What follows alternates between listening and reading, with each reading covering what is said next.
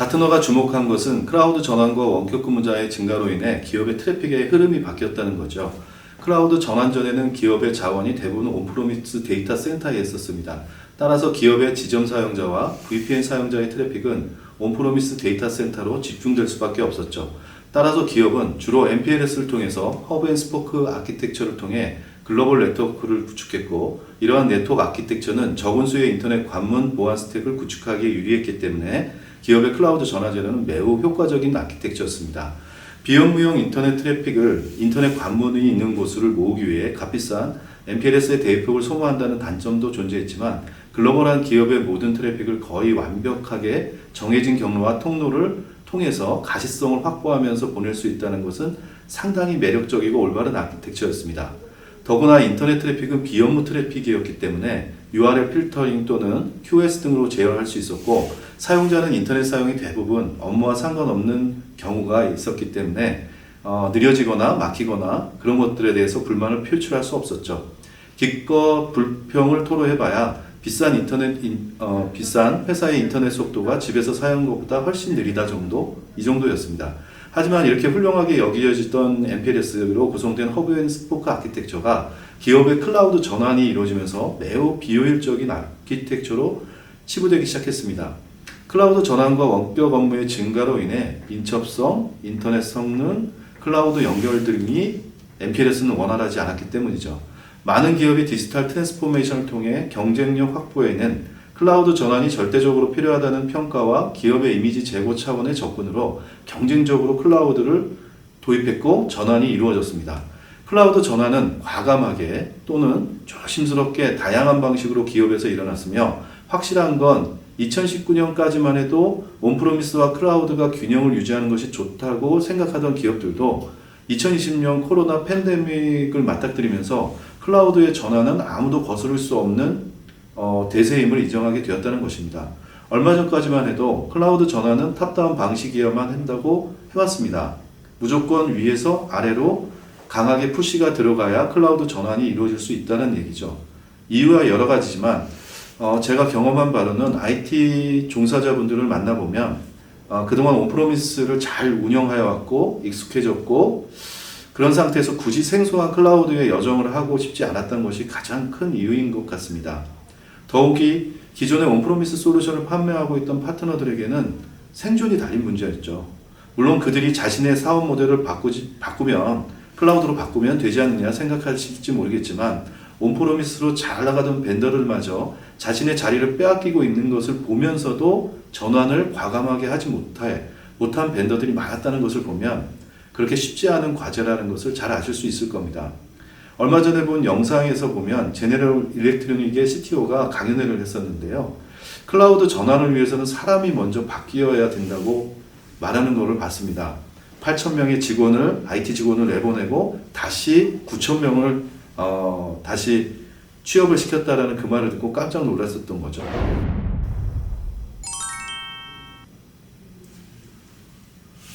맞습니다. 코로나는 그동안 미뤄왔던 일들을 시작하는 동기부여에 있어서 충분했던 것 같습니다.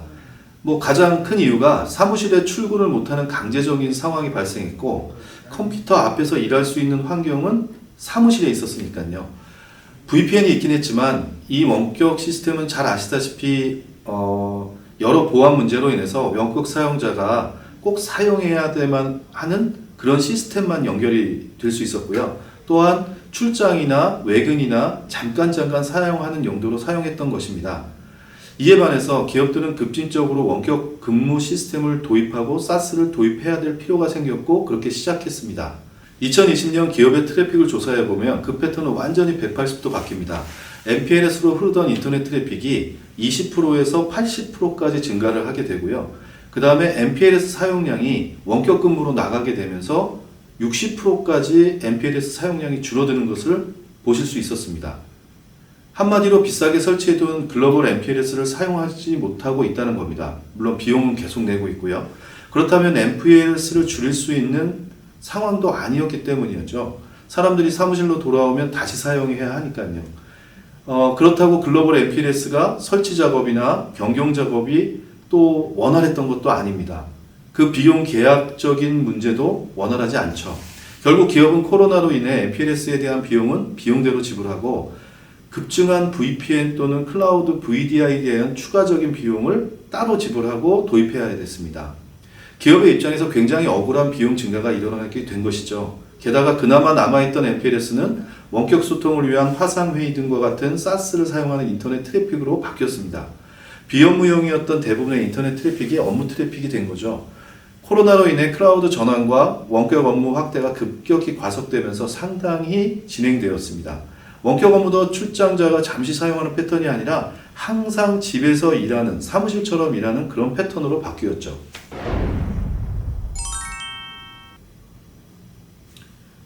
좋은 질문입니다.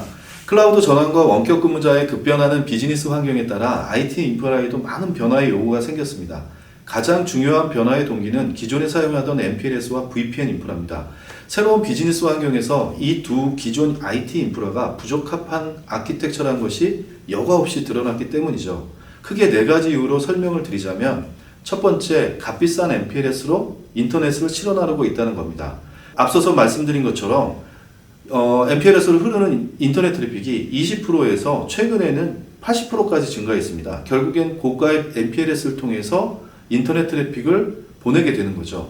클라우드는 모든 작업을 인터넷이라는 일종의 웬을 통해 일어나기 때문에 MPLS로 사용하는 트래픽은 그 양이 줄어든 것뿐만 아니라 인터넷 트래픽의 비중이 계속해서 커졌습니다. 엄청난 비용 증가가 유발될 것입니다.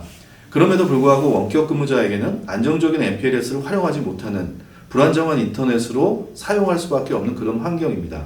MPLS 아키텍처 자체가 원격 근무자와 연결하는 방법을 제공하지 않기 때문이죠. 두 번째는 네트워크 성능 문제로 기존에도 지속적으로 지적됐던 문제입니다. 클라우드로 인터넷으로 바로 갈 수 있는 트래픽이 네트워크 및 보안 스택이 있는 거점으로 백홀링 되어지기 때문에 상당한 거리를 돌아서 가야 했습니다. 더군다나 클라우드 데이터 센터나 사스 벤더의 데이터 센터는 전 세계 곳곳에 모든 곳에 있지 않기 때문에 기업의 MPLS 거점이 최적의 접속 포인트로서의 위치를 갖는 것을 보장하지 못했던 거죠. 세 번째는 MPLS가 클라우드 연결에 한계가 있다는 겁니다. 아시겠지만 MPLS와 클라우드 사이에는 인터넷이 있습니다. 클라우드를 MPLS로 직접 연결할 수 있는 방법이 없습니다. 더러 CSP 중에는 자신의 데이터 센터 안에 라우터를 두고 MPLS를 전용선을 직접 연결해주는 서비스도 있다고 합니다. 하지만 그 비용이 엄청나지고요. 더욱이 어떤 기업이 MPLS를 인터넷에 있는 클라우드에 연결해서 내부 네트워크처럼 그 위험한 보안을 감수하면서 통로를 만들 수 있을 정도로 용감하겠습니까? 인터넷에서 들어오는 통로에 만들어주는 MPLS는 상상도 못할 위험이 될 것입니다. 이러한 보안 문제를 해결해 줄 수 있다는 CSP는 없습니다. 자신이 그렇게 MPLS를 직접적으로 연결해 줄 수 있다는 것뿐이죠. 설령 있다고 하더라도 다른 사람에게 그 보안을 맡길 기업이 어디 있겠습니까? 결국 클라우드 전환과 원격 근무의 증가에 따라 MPLS는 서서히 역할이 줄어들 수밖에 없는 아키텍처로 전락해 가고 있습니다. 네 번째 VPN은 출장자의 임시 접속 패턴에서 원격 근무자, 결국 재택 근무에 항상 접속하는 패턴으로 바뀌었다는 것입니다. 모든 내부의 자원에 접속할 수 있도록 통로를 열어줘야 하기 때문에 보안에 큰 구멍이 생기죠. 이에 대한 해결 방법도 필요합니다. 내부 자원의 접속 통로를 전부 열어야 한다면 MPLS가 인터넷과 연결하는 것과 무엇이 다르겠습니까?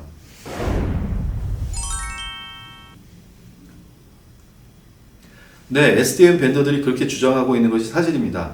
사실 저도 2015년부터 SDN을 한국 시장에 새롭게 런칭해 보려고 상당히 노력해 왔기 때문에 사실 같은 주장을 했던 것 같습니다. 제가 생각하는 SDN은 크게 두 가지 유형으로 나누어집니다. SDN 어플라이언스, SDN 애저 서비스 또는 매니드 SDN 서비스가 있습니다. 답변을 먼저 드리면 일반적인 SDN 벤더들이 주로 고가의 MPLS를 대체하는 솔루션으로 마케팅해왔던 점에서 SDN은 MPLS와 같은 한계점을 동일하게 갖고 있을 거라는 걸 예상할 수 있습니다. 그 기술 자체만으로도 클라우드 전환과 원격 근무의 확대에 걸맞는 기술이라고 주장하기에는 다소 부족합니다. SDN은 MPLS를 대체하는 솔루션으로 주로 제한되어 왔습니다. 특히 SDN 어플라이언스는 물리적인 지점에 설치되어야 하기 때문에 클라우드 자원에 대한 연결이 불가능합니다. 사실 그냥 분기해 주는 것이죠. 그리고 애초에 원격 근무자를 위한 원격 접속 시스템을 기능을 가지고 있지 못합니다. 클라우드 SWG와 연동을 한다고 마케팅합니다. 결국 자체적인 보안 기능도 부족하다는 것을 스스로 인정하는 것입니다. 최근 경험한 SDN 장비에 대한 투자, 설치, 운영과 관리, 일반적인 네트워크 장비와 동일한 복잡함과 비용을 수반합니다. 그렇다면 성능은 어떨까요? SDN은 기본적으로 불안정한 인터넷을 기반으로 합니다. 로컬 인터넷이 괜찮은 나라에서도 국제 간 인터넷은 매우 불안정한 경우가 전 세계 구간에 존재합니다. 더군다나 ISP 연결 구간에서 병목 현상도 당연히 존재합니다. 불안정한 인터넷이 SDN 때문에 안정적인 성능을 가지기에는 분명한 한계점을 갖습니다. 그래서 SDN 장비와 인터넷과 MPLS를 같이 사용하는 구성을 벤더의 홈페이지에서 자주 권고사항으로 보실 수 있습니다. 잘 아시겠지만 중국에 SDN을 설치하면 다른 나라에 있는 지점과 연결을 한다고 생각해 보시죠. 그러면 모든 인터넷은 중국의 그레이트 월에 의해서 심각한 성능 저하를 가지게 됩니다. 어떤 최적의 경로를 SDN이 선택할 수 있을까요? 당연히 없습니다. 제가 2016년 국내 최초로 세카스인 지스케일러를 런칭하고 성공시켰던 사람이라는 것을 잘 아실 겁니다. 지스케일러는 사실 온프로미스에 있던 보안 장비들을 인터넷상의 콜로케이션을 함으로써 여러 사람이 공유할 수 있다는 아이디어 상품입니다. 사실은 온프로미스의 장비와 별반 차이는 없었습니다. 하지만 이 작은 직원들에 대해서 많은 장비들을 구축하고 설치하는 것에 비해 공유 개념에서 사용했을 때 굉장히 비용적인 절감 효과가 있었기 때문에 많은 고객들을 가질 수 있었습니다. 제가 지스케일러를 구축한 국내 기업의 고객이 한 6만 명 정도 됩니다. 대부분 보안 장비를 제대로 설치 못하는 전 세계에 분산된 지점들을 대상으로 했죠. 정말 배포하는데 많은 시간이 걸렸습니다. 중남미, 유럽, 아프리카 등등 그 사용자가 거의 10명 이내나 10명 내외로 있는 곳들을 많이 설치했는데요. 정말 쉽게 배포할 줄 알았지만 사실은 굉장히 시간이 많이 걸렸고 저희 엔지니어들도 상당히 고생을 했고 그 어려움을 피력했던 것 같습니다. 어쩔 때는 너무 힘든 사이트 같은 경우에는 차라리 보안 장비를 가져다가 설치해주고 싶은 그런 마음도 사실 여러 번 가졌던 것이 기억납니다.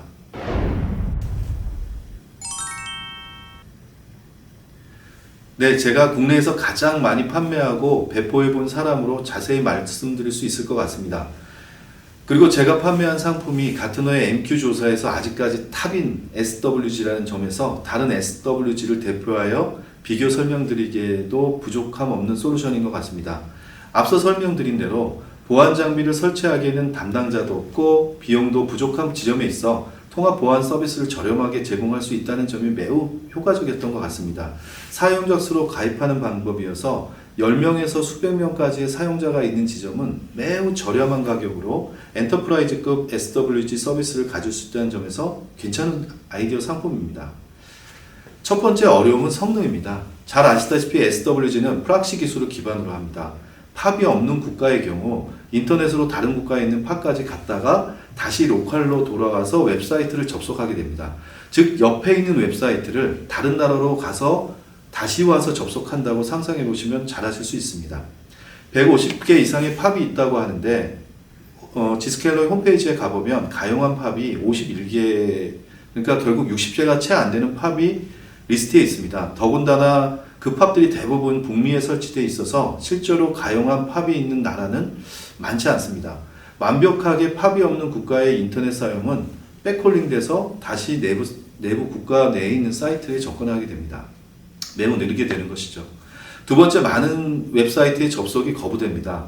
대부분 국가에서 주요 국가 기관의 웹사이트나 금융 사이트 같은 것들은 다른 나라의 IP 어드레스로 접근하는 것을 근본적으로 차단하고 있습니다. 결국엔 접속이 안 되는 거죠. 우리나라의 인터넷 뱅킹은 다행히 사용자가 외국의 IP 주소로 접근을 할 때 예를 들어서 외국에 여행을 갔을 때 자기가 그 웹사이트에서 자신의 외국 IP를 허용할 수 있도록 세팅하게끔 돼 있죠. 굉장히 다행입니다. 근데 저희들이 설치해본 경험에 의하면 다른 나라들은 그렇게 구성되어 있지 않습니다. 결론적으로 다른 나라에 있는 팝을 통해 그 나라의 프락시 IP로 전환이 돼서 사용자가 자기 나라에 있는 그러한 사이트에 접속을 하려면 접속이 되지 않습니다. 세 번째, 클라우드 데이터 센터 또는 SaaS의 접속 보안이 강화되고 원활해진다고 하지만 실제로 그렇지 않습니다. 사용자가 인터넷 경로를 모두 거쳐서 벤더의 팝에 도착합니다. 그러면 SWG 기능이 수행되고 다시 인터넷으로 나가서 클라우드 데이터 센터 또는 SaaS로 갑니다. 어디에서 빨라지는 포인트가 있는지 아시겠습니까? 당연히 없습니다. 오히려 직접 데이터 센터로 가면 좋을 텐데 팝으로 백홀링 된 후 가야 되기 때문에 더 느려지겠죠. 보안 강화는 어떨까요? 이 부분도 잘 아시겠지만 클라우드 데이터 센터와 SaaS는 기업의 데이터를 다룹니다. 이 트래픽에 대한 인스펙션을 수행하지 않는 것이 그들의 보안 권고사항입니다. 결국엔 Zscaler 역시 보안 그 트래픽에 대해서 인스펙션을 푸는 것을 권고합니다. 그러면 그 보안을 어떻게 볼 수 있다는 건가요? 볼 수 없겠죠. 보안 강화는 업무용이 아닌 일반 인터넷 사이트나 악성 사이트, 비업무 사이트에 해당되는 것으로 한정됩니다. 벤더가 자랑하는 오피스 365에 대한 원클릭 기능은 보안을 적용하는 버튼이 아니라 오피스 365에 대한 필요한 보안 해제를 한 번의 원클릭으로 해결한다는 겁니다. 네 번째, 기존 보안 체계와는 이원화된 보안 체계로 인해서 이질감과 또 다른 운영 관리 부담을 증가합니다. 저의 고객의 예를 들면 기존에 사용하던 보안 체계와 완전히 다른 클라우드 보안 체계이기 때문에 기존의 보안 체계를 운영하는 분들과 Zscaler를 운영하는 보안 체계의 운영자분들이 완전히 분리된 경우가 많습니다. 그리고 그들 간에 서로 공유되는 어떤 관제라든지 뭐 이런 부분들에 대해서 심으로 연동은 하고 있지만 좀 이질감이 있는 건 사실입니다. 버그나 오동작, 다른 에이전트와의 충돌 문제 같은 세부적인 이슈를 제외하고더라도 위의 네 가지 문제는 고객들에게 상당한 고통을 주기에 충분했습니다. 마지막으로 세시가 아닙니다. SWG 벤더들은 네트워크 애저 서비스를 가지고 있지 않습니다. 세시는 클라우드 전환에 있어 절대적으로 필요한 시큐리티 애저 서비스와 네트워크 애저 서비스의 화학적인 완벽한 결합을 통해 만들어진 완전한 새로운 아키텍처입니다. 세시의 구성 요소를 한 가지만 가지고 있다고 세시가 된다면 이 세상에 나와 있는 세시가 아닌 벤더를 찾는 것은 더 어려울 겁니다. 지금까지 설명드린 내용은 벤더의 홈페이지에 있는 내용이므로 전혀 비밀이 아닙니다. 여러분들도 직접 홈페이지에 가서 보시면 팝의 개수도 아실 수 있고 국가의 위치도 확인하실 수 있습니다. 다른 유튜브 동영상은 이런 말을 하더군요. 제 의견에 반박 시 댓글 주세요. 라고요.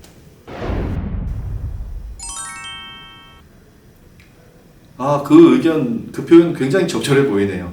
2020년 기술을 가지고 2009년에 생산된 오래된 자동차가 어느 날 보니 전기차가 대세가 되었다고 나도 배터리가 있으니 전기차다라고 주장하는 것과 같은 거죠. 네, 맞습니다.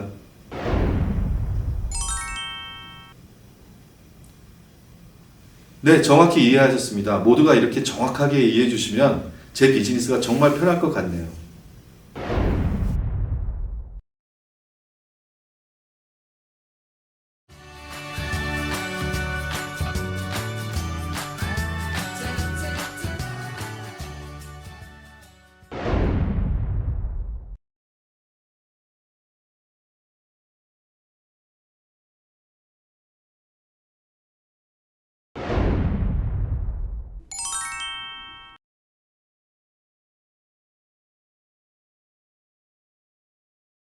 네, 알겠습니다. 이번에 질문하신 내용에 답변을 드리면 앞서 접근했던 많은 가짜 사시 밴드들이 자신이 주장하는 사시라고 주장하기 위해 사시의 개념을 왜곡시키는 부분을 명확히 설명드리겠습니다.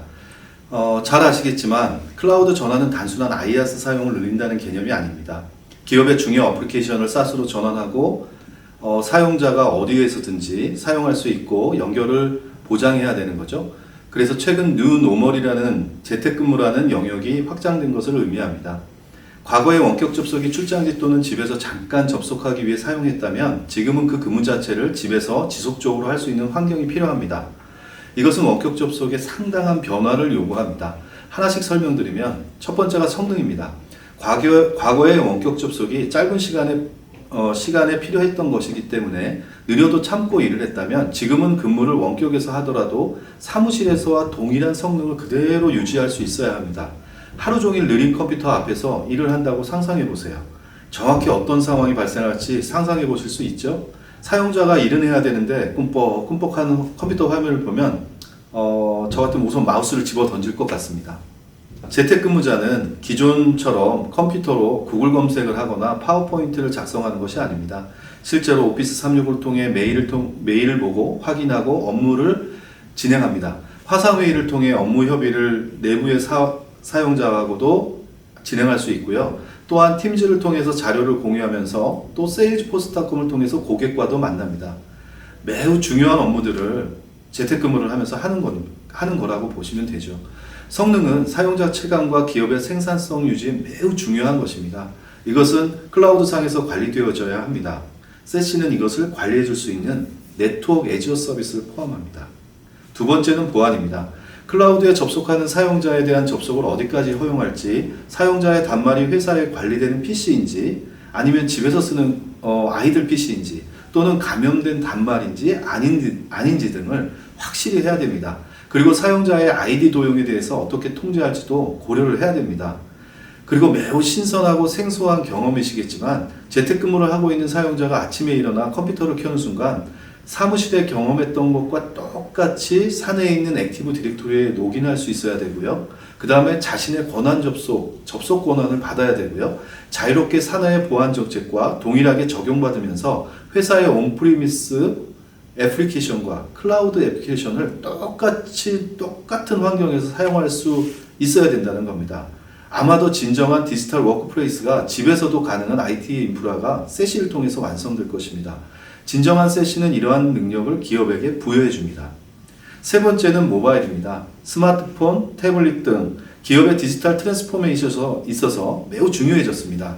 LTE, 와이파이, 5G를 통해서 접속해오고 로밍까지 되는 모바일 단말에 접속을 어떻게 통제할 것인가는 매우 중요한 요소가 되었습니다.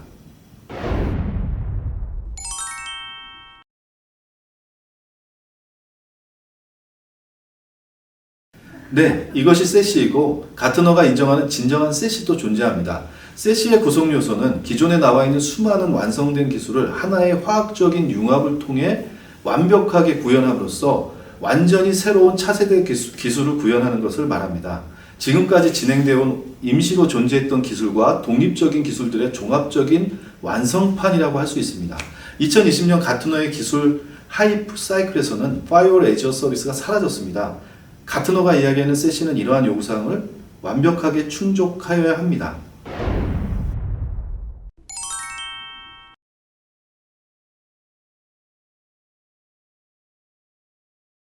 네, 제가 오늘 이 대화에서 말씀드리고 싶었던 핵심이 그것입니다. 세시는 기업에게 지금까지 보지 못했던 혁신적인 새로운 차세대 신기술을 제공한다고 가트너는 말합니다. 하지만 세시의 개별 기능 요소들은 예전부터 있었던 기능들이죠. 가트너는 시장에 나타나지 못한 환상 속에 존재하는 개념을 신기술이라고 하지 않습니다. 그리고 실제 존재하지 않는 기술을 연구하는 회사도 아닙니다. IT에서 필요한 솔루션이 무엇인지 예측하고 가트너를 통해 정확한 솔루션을 선택하도록 도와주는 역할을 그 주목적으로 하는 곳이 가트너입니다. 세시의 주요 핵심 기능들을 나열해 보겠습니다. SD-WAN, VPN, SDP, SWG, Firewall, CASB, 제로 트러스트 네트워크, WAN 옵티마이제이션 등이 있습니다. 이전에 말씀드린 이 모든 개별 솔루션들은 시장에 잘 알려진 솔루션들입니다. 가트너는 역시 이 점에 주목하고 있으며 이미 시장에는 많은 기능에 대한 접근 방식이 존재했다는 것도 인정합니다. 가트너는 이러한 기능들의 컨버전스가 사시라고 명확하게 이야기합니다. 어떤 유기적인 인테그레이션이 아니라 화학적으로 이렇게 연결되는 것들이 아니라는 거죠. 화학적으로 결합한 것이 세시라는 겁니다. 컨버전스의 사전적인 의미를 살펴보면 가트너가 이야기하는 내용이 더욱 명확해집니다. 여러 가지의 기능을 하나로 융합하여 새로운 솔루션을 만들어내는 것입니다. 그리고 가트너는 이러한 기능들을 클라우드 네이티브 속성을 가진 화학적 음집이라고도 합니다. 여러 가지 개별적인 기능들의 단순한 통합 또는 집합이 아니라는 거죠. 또 지스케일러로 돌아가게 되는데요. 이해를 해주실 것이 제가 잘 알려진 지스케일러가 가장 잘 알려진 솔루션이기도 하고요. 제가 가장 정확하게 알고 있는 솔루션이기 때문에 여러분에게 실질적인 비교를 하는데 도움이 될 것 같아서입니다.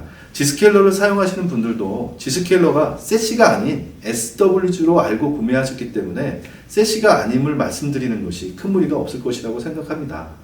다시 돌아가 보면 잘 알고 계시듯 G스케일러는 SWG 기능을 하는 유형의 클라우드 베이스드 SWG라고 합니다. G스케일러는 카스비를 연동하고 클라우드 스트라이크 같은 EDR과 연동하고 벨로 클라우드 같은 SDN과 연동한다고 합니다. 자신이 제대로 이런 기능을 가지고 있지 못하다는 것을 아실 수 있습니다. 즉 SD-WAN, VPN, SDP, GTNA, WAN 옵티마이제이션 등이 기능이 융합되어 있지 않습니다. 한마디로 연동인 거죠. 단순한 서비스 체인의 연동을 의미하는 것입니다. API 등을 통한 약한 연동을 이야기합니다. SDP, GTNA 기능이 없다고 말씀드린 것도 이런 관점입니다. 대표적인 G스케일러의 상품인 GIA하고 GTNA 상품인 GPA는 완전히 분리되어 있습니다. 팝도 다르고 운영 시스템 UI도 다르고 관리 매니지먼트도 다릅니다. 그들의 서비스 스택과 아키텍처 그림을 보면 GIA와 GPA가 한 화면에 있더라도 한 덩어리로 그려져 있지 않은 것을 보실 수 있습니다. 팝 자체가 별도로 구성된 완전히 분리된 두 개의 플랫폼입니다. 한 가지가 단 한 가지가 통합되어 있는데요. 그거는 PC에 설치된 에이전트가 GIA도 서비스하고 GPA도 서비스할 수 있다는 것 뿐입니다. 결국 G스케일러는 산에 있던 프락시를 공용 인터넷에 설치하여 여러 회사가 공용으로 사용하는 프락시를 통해 SWG를 제공하는 아이디어 상품이죠. 그 이상의 의미도 그 이하의 의미도 고객에게 부여하지 않습니다. 그런데 기업의 새로운 네트워크인 인터넷을 통제한다고 합니다. 마치 네트워킹을 통제하는 느낌이 가능할까요? SWG는 잘 알고 계시듯 인터넷 관문 보안 솔루션일 뿐입니다.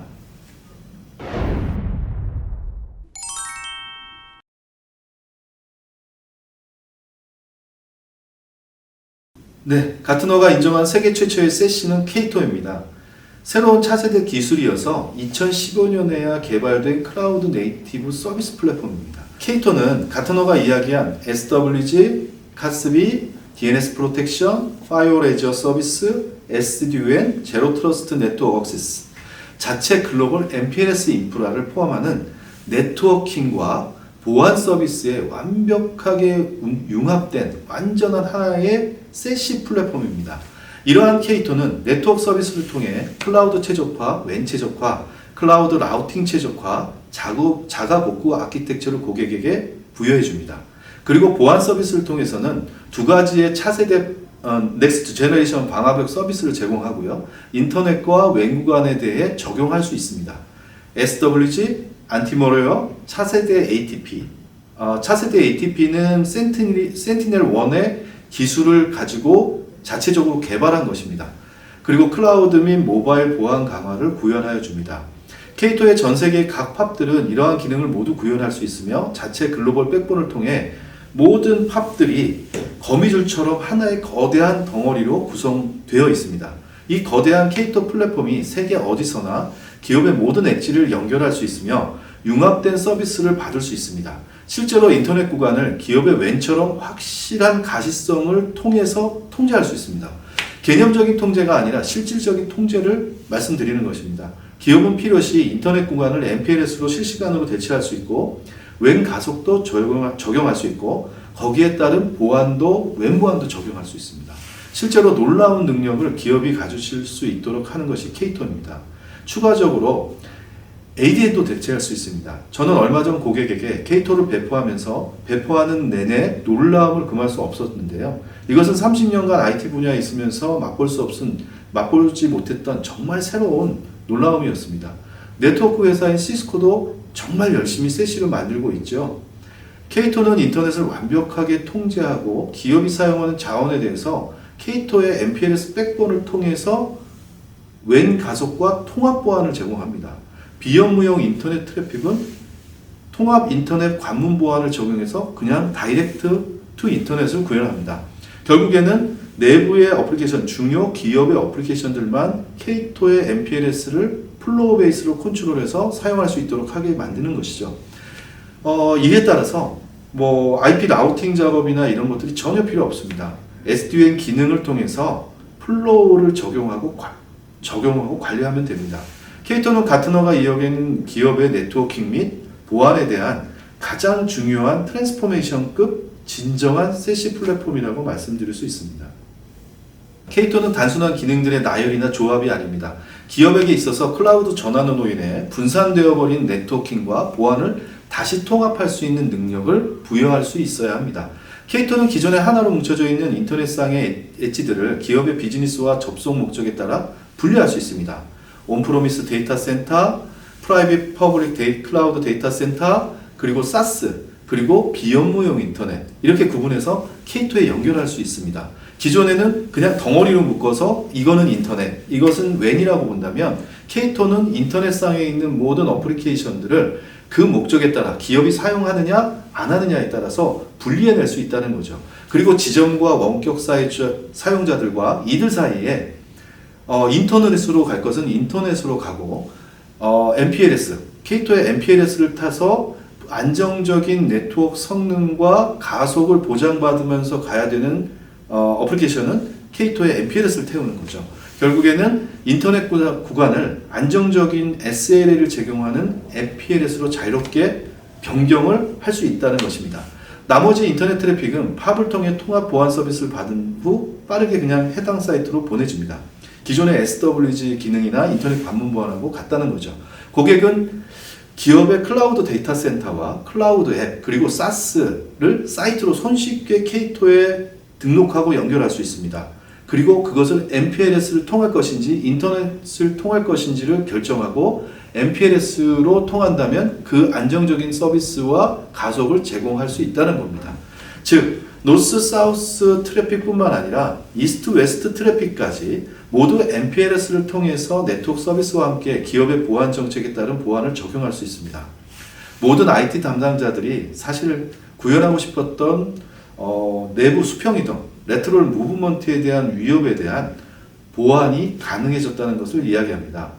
빨라진 성능과 가속 강화된 보안, 두 마리 토끼를 한 번에 잡는 것이 그 세시의 가장 중요한 것이고요.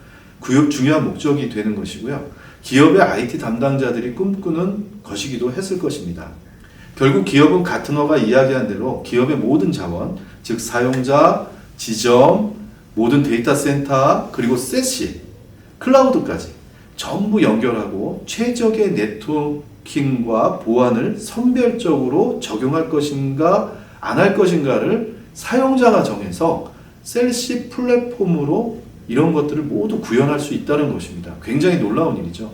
실제로 세시인 K2를 통해 클라우드 전환으로 인해 복잡해진 그리고 그 복잡함 때문에 잃어버렸던 통제력 그것을 다시 기업이 회복할 수 있는 기회가 될 것입니다. 세시를 통해 통제 가능한 심플하고 민첩하고 글로벌한 그런 IT 인프라를 제공할 수 있다는 것을 말씀드리는 것입니다.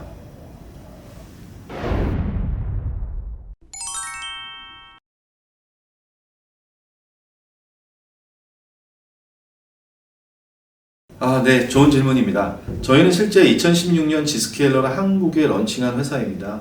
그리고 국내 글로벌 기업 고객만 6만 명 정도를 구축하고 있었고 기술 지원해왔습니다.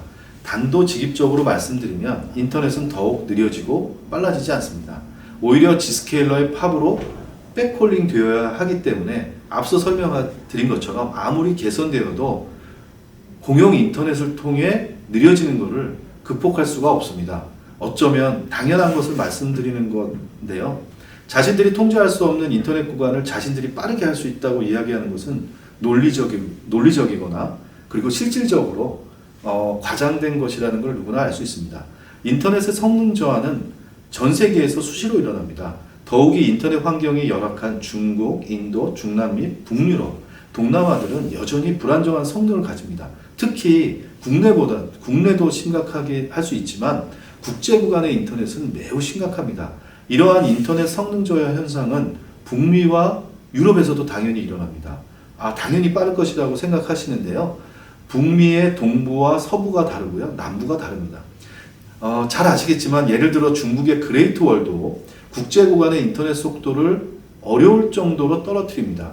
K2 팝들은 스탠드 언론으로 구성된 지스케일러 같은 팝을 가지고 있는 것이 아니라 말씀드린 대로 모든 팝이 링처럼 MPLS로 연결되어 있고요. 필요에 따라서 그 MPLS를 사용하게 됩니다.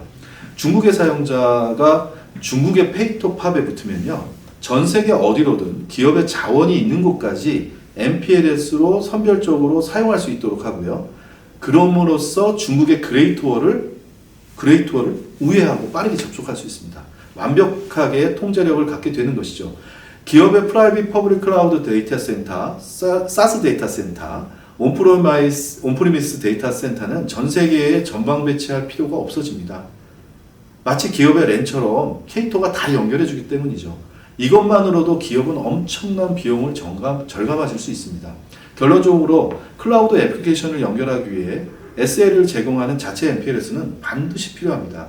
이제 클라우드는 매우 중요해졌습니다. 기업이 많은 업무를 위해 사용하게 된 인터넷은 기업에 있어서 완벽하게 통제되어야 될 시점이 되었습니다.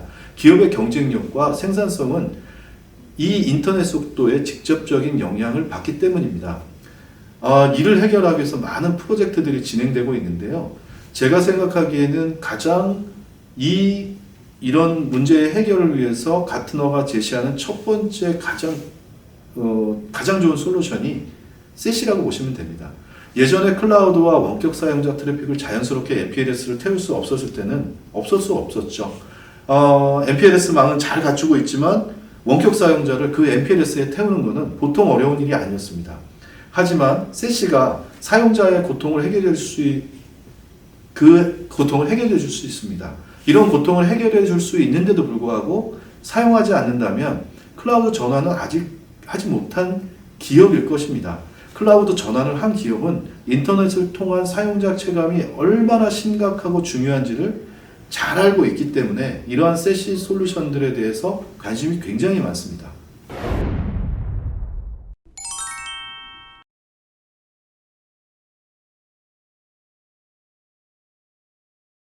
맞습니다. 말도 안 되죠. 기적을 일으키는 솔루션입니다.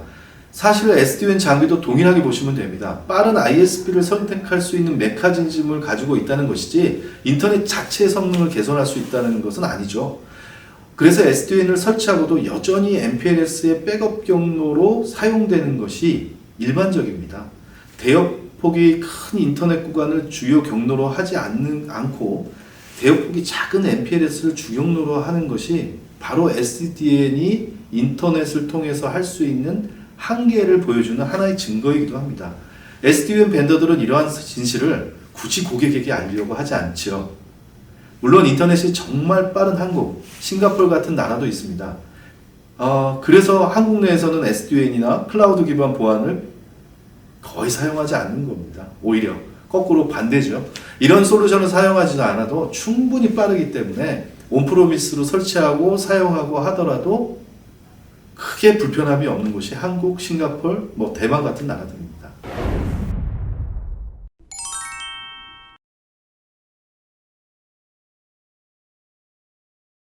절대적입니다. 하지만 실상은 그렇지 않을 수도 있습니다. 재밌는 이야기인데요. 고객 중에 VPN 인프라를 통해 이들 나라의 사용자를 한국까지 접속하게 하는 기업과 만난 적이 있는데 가장 VOC가 없는 나라가 인도, 중국 같은 나라라고 하더라고요. 저도 궁금해서 물어보니 그 나라에 있는 직원들은 아예 접속을 포기한다고 합니다. 정말 답답하고 참고도 사용해야 하는 상황이 아니라면 아예 사용하지 않는다고 합니다. 그래서 그 나라에서는 코로나로 인해서 재택근무는 휴가를 의미한다고 합니다. 네트워크가 너무 느려서 일을 할 수 없다는 핑계는 합리적인 이유로 받아들여지기 때문이죠. 그 나라의 직원들은 오히려 인터넷이 빨라지는 것이 두렵지 않을까요?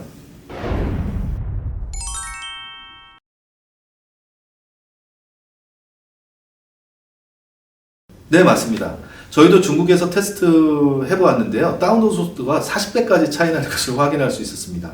셋시가 글로벌 MPLS를 구축하여 사용하고 있는 고객에게 줄 수 있는 엄청난 정성적, 정량적 효과가 큽니다.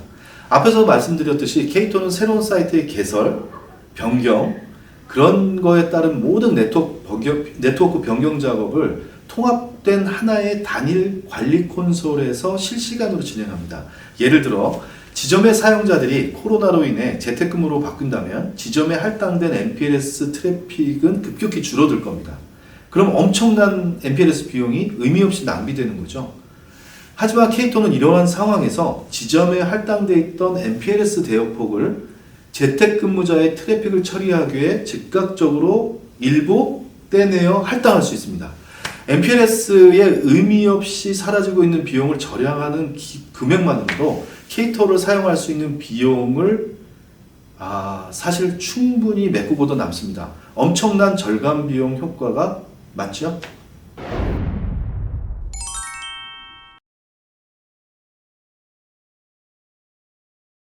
가트너의 세시에 대한 시장 전망은 확신에 가깝습니다. 기업이 세시를 도입하지 않을 이유가 없다는 거죠. 가트너가 이야기한 거를 그대로 말씀드리면 기업들이 세시를 도입할 것인지 도입하지 않을 것인지를 고민하는 것이 아니라 언제 도입할지에 대한 시기를 고민할 것이라고 말합니다. 즉 기존의 인프라에 대한 투자 보호 또는 계약 만료 시기를 저울질할 것이라는 의미이기도 합니다. 저도 이런 가트너의 주장에 동의합니다. 많은 기업의 IT 담당자들과 이야기를 나누어 보면 클라우드 전환은 반드시 필요하다고 생각하고 있습니다.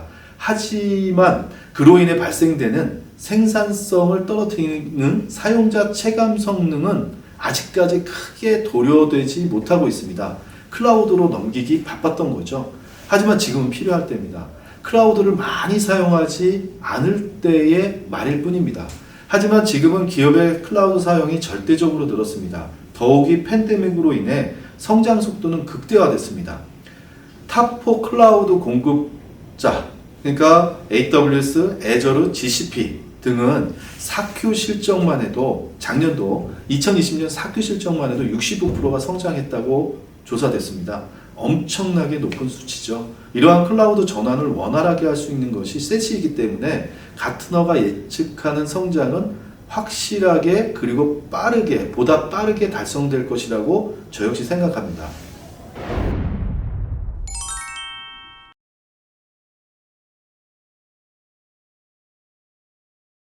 지난 2월 23일 얼마 전이죠. K-톤은 2020년 결과를 발표했습니다. 결과는 4년 연속 200% 이상의 성장을 하였다고 합니다. 정말 부럽습니다. 2020년만 놓고 보면 240% 성장을 하였고요. 새롭게 투자받은 금액이 2억 7천만 달러에 달한다고 합니다. K-톤의 시장 가치는 지금 한 10억 달러 정도가 넘어가고 있고요. 이미 팬데믹 이전부터 그 성장은 놀라울 정도였습니다. 가트너는 2019년 세시를 발표하기 전부터 K-톤의 성공과 K-톤의 플랫폼을 통한 효과를 인정하고 있었던 것 같습니다. 특히 가트너가 인정한 세계 최고의 진정한 K-톤, 세시인 K-톤은 매우 이상적인 아키텍처, 즉 클라우드 전환으로 지쳐있는 고객에게 오아시스 같은 존재임이 분명합니다. 온프로미스와 클라우드 자원의 전 영역에서 새로운 사이트의 개설, 변경, 하나의 K-톤 관리 콘솔에서 클릭만으로 실시간으로 이루어진다는 것. 정말 상상해보시면 얼마나 오아시스 같은 존재인지를 아실 수 있습니다. 예를 들어서 지점의 사용자들이 코로나로 인해 재택근무로 바뀐다면 지점에 할당된 MPLS 대역폭의 사용량이 급격히 줄어들 것입니다. 어떤 기업들은 거의 60-70% 정도가 줄었다라고 얘기를 하더라고요.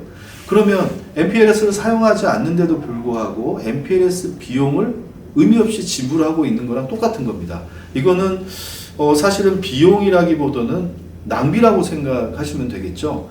K-톤은 이러한 상황에서 지점의 대역폭을 아까 말씀드린 대로 재택근무자에게 즉각적으로 할당할 수 있습니다. 집에 있는데 말이죠. 즉 재택근무자가 사무실에 사용하던 대역폭을 집으로 이동해서 사용할 수 있다는 겁니다. 전혀 낭비가 없는 거죠. 이렇듯 마지막으로 강조해드리고 싶은 것은 모바일과 원격 근무자에 대한 보안 연결과 성능 개선을 할 수 있다는 것입니다. 단순히 MPLS의 대역폭을 크게 할 것이냐 작게 할 것이냐가 아니라 그 계약된 MPLS 대역폭을 띄어다가 재택근무와 원격 근무자의 보안 연결과 성능 개선에 사용할 수 있다. 굉장히 놀라운 것으로 받아들이시는 게 당연하다라고 저 혼자 좀 판단해 봅니다. 조사 자료에 의하면 기업의 81%가 포스트 코로나 시기가 되어도 재택근무를 지속할 것이라고 합니다. 이들에 대한 보안 접속의 업그레이드와 성능 개선은 없어서는 안 될 요소가 되었습니다. K2는 스마트폰, 태블릿, 원격 단말 모두를 K2에 손쉽게 연결할 수 있습니다. K2는 전체 플랫폼 자체가 SDP와 DTNA의 아키텍처로 되어 있기 때문에 그 자체가 완벽한 제로 트러스트 보안 접속이라고 보시면 됩니다. 그리고 자신의 글로벌 네트워크를 통해 사용자의 체감을 향상시키고요. 그리고 어디로 접속하고 있는지를 다 정 영역에서 인터넷 영역까지 어느 방향과 어느 어플리케이션으로 접속하고 얼마만큼 접속하고 어떠한 활동을 하고 있으며 그 보안에 대한 위반 사례는 어떤 것이 있는지까지 한 번에 다 확인할 수 있습니다. 사실 국내 기업 중에 저희가 벌써 이미 설치 배포해드린 고객분들이 계신데요. 저로서도 그 배포하면서 정말 놀라운 경험을 했던 것 같습니다.